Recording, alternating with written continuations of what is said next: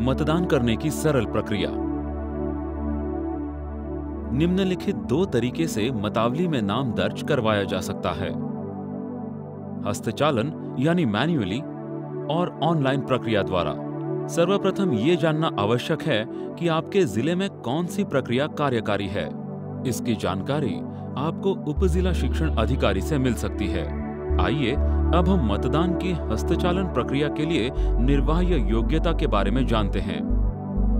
आपका भारतीय नागरिक होना, आपकी आयु 18 वर्ष होना, आपके वर्तमान पते पर आपका कम से कम 6 महीने से निवास होना, आपका नाम किसी और जगह पर दर्ज न होना।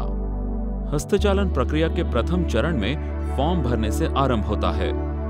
फॉर्म 6 अगर नए लोगों का नाम मतावली में दर्ज कर रहे हैं। फॉर्म 7 जिन लोगों के नाम मतावली में पहले से दर्ज हैं और जो लोग अपना नाम मतावली से निकलवाना चाहते हैं।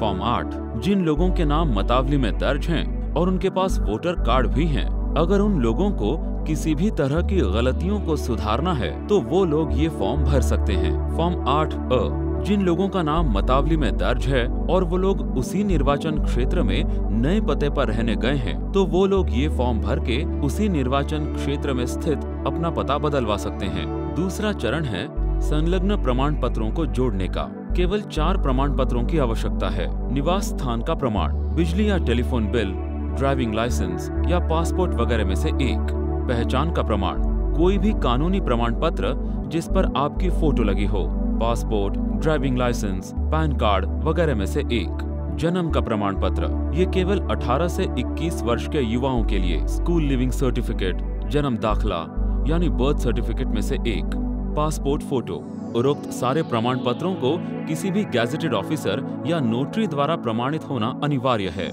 सारे प्रमाण पत्रों को जोड़ने के बाद एक बार फॉर्म फिर से तराश लीजिए। अब समय है फॉर्म को जमा करने का। अगर आप कॉलेज या प्रतिवयस्क नेता हैं, तो आप सारे इकट्ठा किए हुए फॉर्म्स निर्वाचन क्षेत्र के नेता के पास जमा कर सकते हैं। अगर आप निर्वाचन क्षेत्र के नेता हैं, तो आपके पास जमा हुए सारे फॉर्म्स के डेटा की सूची तैयार करवानी होगी। डेटा की सूची की निर्वाचन क्षेत्र के व्यवस्थापकों द्वारा एक्सेल शीट बनवानी होगी।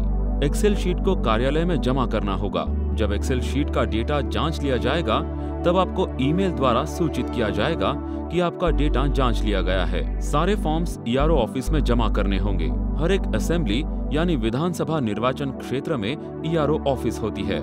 लोग जिस निर्वाचन क्षेत्र में रहते हैं, उसी निर्वाचन क्षेत्र की ईआरओ ऑफिस में वो लोग अपना फॉर्म जमा कर सकते हैं, किसी और निर्वाचन क्षेत्र में नहीं। अब हम ऑनलाइन प्रक्रिया के बारे में जानते हैं। मतावली में ऑनलाइन नाम दर्ज करवाने के लिए ऑनलाइन फॉर्म भरना पड़ता है। ऑनलाइन नाम दर्ज करने की प्रक्रिया हर एक राज्य में भिन्न होती है। राज्य की ऑनलाइन प्रक्रिया की विस्तारित जानकारी उपजिला शिक्षण अधिकारी से मिल सकती है। हर एक राज्य में समानता केवल एक है कि फॉर्म ऑनलाइन भर के जमा किए जा सकते हैं, मगर फॉर्म भरने के बाद की प्रक्रिया हर एक राज्य की अलग होगी। ऑनलाइन फॉर्म भरने के बाद या तो आपको फॉर्म के साथ सारे प्रमाण पत्रों को अपलोड करना पड़ेगा, या फिर बूथ लेवल ऑफिसर आपके घर आकर सारे प्रमाण पत्रों की जांच करेगा।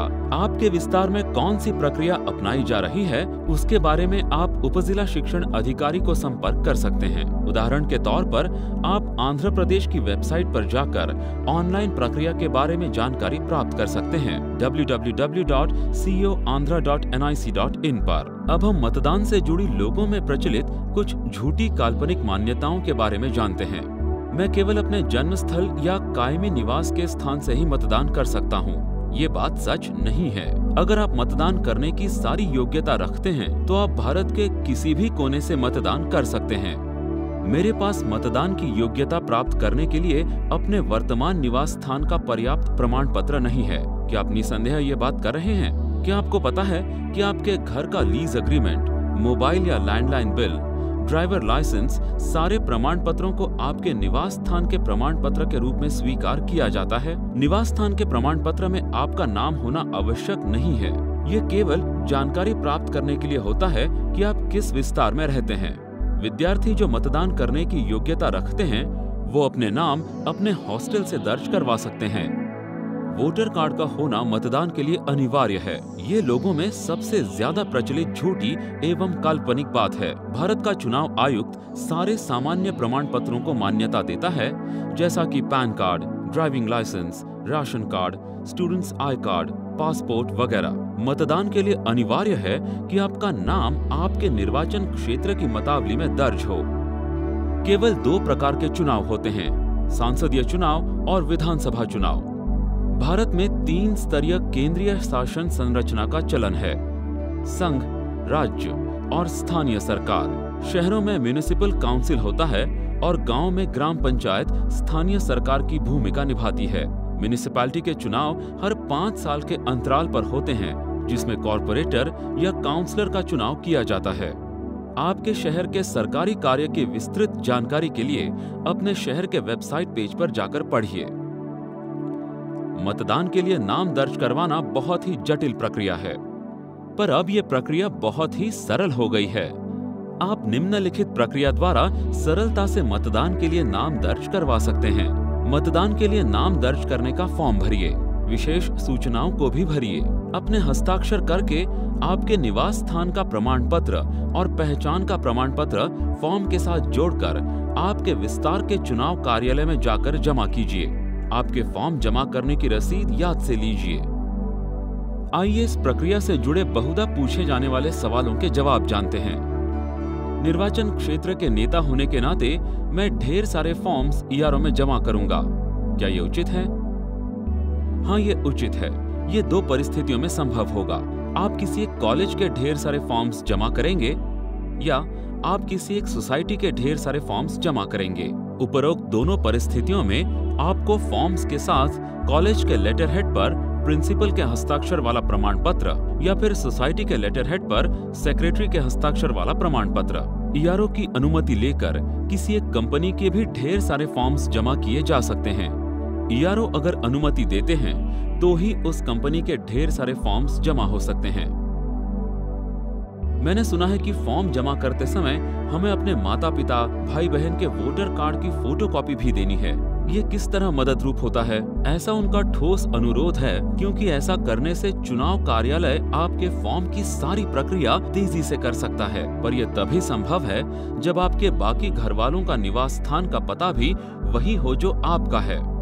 अगर कोई विद्यार्थी कॉलेज के हॉस्टल में रहता है तो वो अपने निवास स्थान का प्रमाण पत्र कैसे दे सकता है?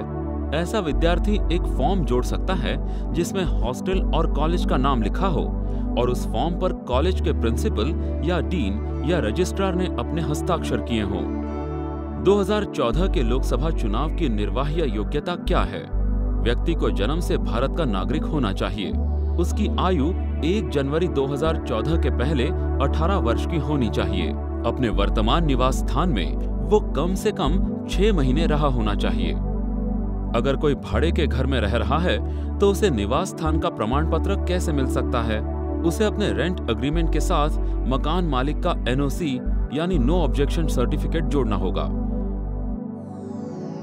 अगर कोई दिल्ली से गुजरात चला गया हो और उसका नाम दिल्ली में दर्ज हो तो उस व्यक्ति को कौन सा फॉर्म भरना पड़ेगा?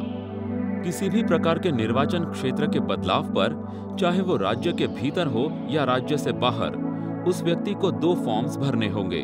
फॉर्म 7 पुराने निवास स्थान के प्रमाण पत्र के साथ, जिससे उस व्यक्ति का नाम पुराने निर्वाचन क्षेत्र से निकाल दिया जाए। फॉर्म 6 नए निवास स्थान के प्रमाण पत्र के साथ नए निर्वाचन क्षेत्र में नाम दर्ज करने के लिए। दोनों फॉर्म्स नए निर्वाचन क्षेत्र के ईआरओ ऑफिस में जमा करने हैं या फिर वो व्यक्ति अपने पुराने निवास स्थान के निर्वाचन क्षेत्र में जाकर मतदान कर सकता है।